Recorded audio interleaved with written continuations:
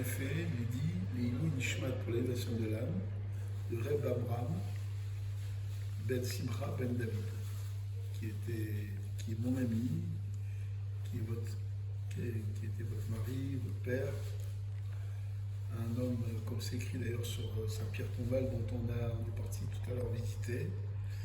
On est parti parce que justement c'est le jour où la pierre tombale pratiquement était posée, où il est marqué justement que c'est un homme droit et qui recevait chacun avec joie et qui a fait beaucoup de bien au cours de son existence. Il est niftar le 10 Tevet, le jour de la Sarah Tevet, le jour de jeûne 10 Tevet. Donc on va dire un petit Dvar Torah pour l'élévation de sa Neshama. Donc une fois, le Rozaken, le premier rabbi de Chabad, il a rassemblé les chassidim, ses adeptes. Il leur a dit, il faut vivre avec le temps. Il faut vivre avec son temps. On va se poser la question, que veut dire notre ancêtre, notre père, notre rabbi, Rabbi Shlomo Zalman. Ils ont réfléchi, ils ont dit, ça veut dire que vivre avec son temps, évidemment. C'est quoi le temps? C'est qu'il y a deux notions qu'on ne maîtrise pas, c'est le temps et l'espace. Et la neshama aussi, on ne maîtrise pas. Et le vivre avec son temps, c'est-à-dire, c'est quoi le temps d'un juif? C'est la Torah, c'est la paracha. Il faut vivre avec la paracha. Pas se contenter de l'étudier, mais vivre avec ses enseignements. Et on peut vivre toute une vie et des générations et des générations avec la paracha. Et on voit, c'est ce qui a toujours aidé notre peuple à passer toutes les épreuves, à surmonter toutes les épreuves et à être constamment attaché avec Akadosh. Alors on va dire quelques petits liens concernant la paracha qu'on va lire ce Shabbat. C'est la paracha de Nitzavim. Atem Nitzavim Ayom Kulchem, Rachechem, etc. Vous êtes tous, vous vous tenez tous. Nitzavim, c'est-à-dire fortement. Vous êtes fermement, vous tenez fort et ferme, et tous ensemble. Ayom ce jour. Ayom, quand on dit Ayom, c'est que le jour de Shana, il n'est pas vraiment mentionné dans la Torah de façon explicite, mais quand on s'écrit Ayom, dans la paracha Nitzavim, c'est juste un remède, une allusion qu'on va bientôt vivre. Le Yom, c'est quoi le Yom? C'est Rosh Hashanah. On appelle d'ailleurs Yom Adin, le jour du jugement. Le jour où tout l'univers, tout le monde entier, toutes les choses de ce monde-là, tous les quatre règnes minéraux, végétaux, animaux et humains, ils sont jugés ce jour-là. Sujet, c'est-à-dire quoi? Est-ce qu'ils vont vivre? Est-ce qu'ils vont mourir? Est-ce que la façon dont on va vivre, comme c'est écrit dans la fameuse prière extraordinaire qui s'appelle Utanek Tokev, qu'on lit dans le jour de Shana et le jour de Kippour, où tout le monde passe en jugement et de façon tous égale. On dit c'est comme un berger qui est en train de compter son troupeau et chaque animal qui passe, chaque bête, alors il est égal à l'autre. On est tous égaux. Aussi pareil quand ce jour de Rosh Hashanah qui est bientôt, qui est la semaine prochaine. Alors juste une petite chose, juste avant la paracha de la Thème Salim, on a lu la paracha de Kitavo.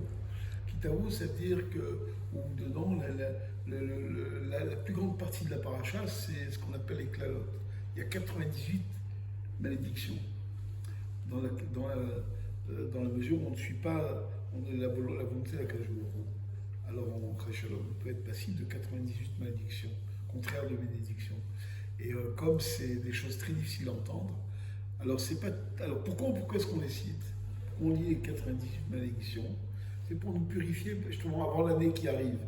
Et pour nous amener une crainte de Dieu, même la crainte du honnête, la crainte la plus simple, qui est celle de la punition. Et pourquoi on n'enchaîne pas tout de suite Kitavo avec Rosh Hashanah? Il y a toujours une paracha qui sépare, et c'est la paracha de la Thème Salim, c'est pour nous dire qu'en vérité, si déjà après Kitavo, après avoir écouté les malédictions, on est là sur pied, on arrive à tenir par rapport à des choses qui pourraient arriver à n'importe qui, alors c'est que certainement on va tous passer une bonne et douce année, on va tous avoir un bon jugement, c'est un bon présage, mais quand même on la coupe avec la paracha Nitzavim. Et qu'est-ce qu'on voit dans Nitzavim? Nitzavim, vous allez vous tenir ferme, donc normalement quand on passe en jugement, alors on a peur, on est craintif, est-ce qu'on va être bien jugé, est-ce qu'on va être pas jugé? Quelqu'un qui passe dans un procès, il est jamais sûr de rien. même si des fois il a les meilleurs avocats, et puis même s'il a, il a un dossier, un très bon dossier, on ne sait jamais. On ne sait jamais ce qui peut arriver, donc il arrive toujours un petit peu angoissé, soucieux et tout. Nous, par contre, quand on va être jugé par qui? Par le roi des rois, on arrive confiant. Pourquoi on arrive confiant? Parce qu'on a reçu la bracha. Quand Dieu nous dit, vous êtes tous, Natem Nitzavim Ayam Kulchem, vous tenez tous devant moi, c'est une bénédiction que Dieu nous donne. C'est-à-dire que vous allez être jugés, mais ne vous inquiétez pas, vous aurez un bon jugement, parce que je ne vais pas vous juger uniquement parce que je suis votre roi, mais d'abord parce que je suis votre père. On sait très bien qu'un père, il va juger ses enfants, même s'ils ne se conduisent pas toujours comme il faut, il va les juger avec miséricorde. Et c'est exactement cette même miséricorde. Maintenant, il y a une condition. À Tamid Samim, ça veut dire que vous allez vous tenir fort, mais tous ensemble, des plus hauts niveaux, et là aussi 10 niveaux, du peuple juif, qui correspondent aux 10 niveaux de l'année, aux 10 Kochot Hanefesh, aux 10 forces de l'âme, aux 10 sirotes, il y a plein de choses avec 10. Et en tout cas, des niveaux les plus élevés aux niveaux les plus bas, on est tous ensemble. Et on est tous unis. Et cette unité amène la bénédiction. Donc qu'est-ce qui va nous amener la bénédiction pour la nouvelle année? Deux choses. D'abord parce qu'on a lu Atem Nitzavim, la paracha Nitzavim, qui elle-même, le premier verset, c'est un signe de bénédiction. Et aussi parce qu'on est réunis, parce qu'on suit la volonté d'Akadosh Baruch Hu. Bien sûr, l'union, ça ne veut pas dire que chacun, comme des moutons, on a tous la même idée, les mêmes sentiments, la même situation. On voit très bien que chacun, il y a une pluralité dans le peuple juif. Et ben, mais on met toutes nos différences de côté et on est en train maintenant de mettre en valeur tous nos points communs. Et ça veut dire qu'on est un peuple qui est uni. Et quelle est la véritable unité? C'est celle de la Torah. Alors pour faire finir avec une petite allusion sur votre mari, sur votre papa, le Hayom Yom d'aujourd'hui, il est extraordinaire.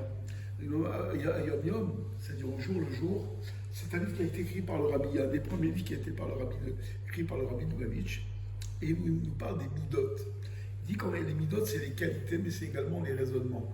Parce que la Torah, on dit qu'elle est pleine de midot. Midot, c'est-à-dire quand on étudie la Torah, alors il y a plein de qualités, plein de bons sentiments dans la Torah, de brachot. Mais c'est également des raisonnements. Quand on parle des midot de la Torah, ce sont des façons de raisonner. On dit qu'il y a 13 façons de raisonner dans la Torah. C'est écrit, on le lit toujours chaque jour dans la tefila. Alors, le Yom dit ça. La Torah nous donne des bonnes midotes, mais pour acquérir la Torah, il faut avoir des bonnes midotes. Les bonnes midotes, c'est des qualités de cœur, il faut avoir des bons sentiments pour un autre juif, pour aimer et craindre Dieu. Marie, il avait ce sentiment à la fois, d'aimer les créatures, il était aimé par les créatures, et d'aimer Akadosh Baruch Hu, il était aimé, je me rappelle même très malade, il était aimé de Dieu. Très malade, il a quand même accepté d'acquérir une paire de tefilines, c'est pas évident pour lui. Et même dans son état, les mettre, d'ailleurs, c'est moi qui venais lui mettre, vous vous rappelez? J'ai dû lui mettre 2-3 fois, une fois. Et ça veut dire qu'il avait, franchement, il incarne tout à fait ce Hayom Yom, où véritablement, c'est un homme de bonne midote, et chaque juif au fond de lui, il a des très bonnes midotes, il a des qualités, il a des très bons sentiments. Et quand on apprend la Torah, ça donne de meilleurs sentiments encore. La Torah, on peut apprendre la Torah si on est bien soi-même. Et même si on n'est pas bien, la Torah va nous rendre bien. Et le cas de notre mari, c'est que lui, il était bien, et la Torah, au contraire, ce qu'il étudiait, ce qu'il faisait, ça lui rajoutait encore plus dans les bonnes choses qu'il avait. Donc on arrive proche de Rosh Hashanah, je vous souhaite à tous, et je me souhaite à nous également, Shana Tova Oktuva, Shana Tova Metuka, bonne et douce année, pas uniquement que l'année soit bonne, mais elle soit douce. Bonne, ça veut dire bonne généralement, mais douce, ça veut dire bonne, douce, particulièrement, douceur dans la vie, dans un bien visible et tangible. C'est une raison pour laquelle on trempe la pomme dans le miel, la pomme qui est un élément qui est doux par lui-même, naturellement, mais le miel qui provient d'un animal qui pique, qui n'est pas spécialement doux. Et des fois dans la vie, on peut avoir des événements qui nous piquent, quand on perd un être cher, c'est des choses très très difficiles. D'abord à comprendre, c'est incompréhensible, et puis à accepter, c'est aussi pas facile. Et que Dieu il fasse que toutes les choses qui ont pu être amères, Dieu va les transformer en douceur. Amen. Amen. Voilà, les Chaïm, les Liwacha, on dirait en vrai les Chaïm avec mon ami, puisque les femmes disent pas les Chaïm, mais au moins j'ai les Chaïm sur ce qu'on a. Les Chaïm. Bonne santé. Merci, vous aussi.